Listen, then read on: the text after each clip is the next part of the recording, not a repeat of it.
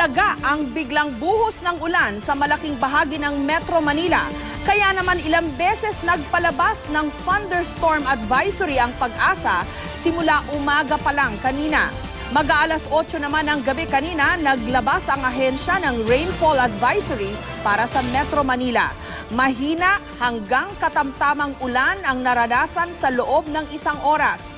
Kahit mababa na ang tsansa ng ulan dito sa Metro Manila hanggang alas 11 ngayong gabi, manatiling I am ready dahil bukas naman at maging sa darating na weekend, magiging makulimlim at maulan ang panahon sa maghapon.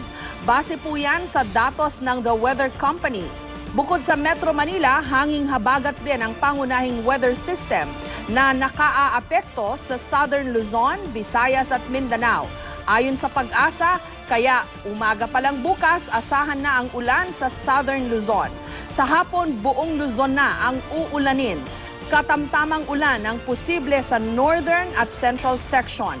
Malaking bahagi naman ng Visayas ang may mahina hanggang katamtamang ulan mula umaga hanggang gabi. Habang sa Mindanao, maaaring ulanin ang Western section sa umaga. Pagdating ng hapon, posible na rin ang ulan sa ARMM at sa Northern Mindanao. Yan po ang latest mula sa GMA Weather.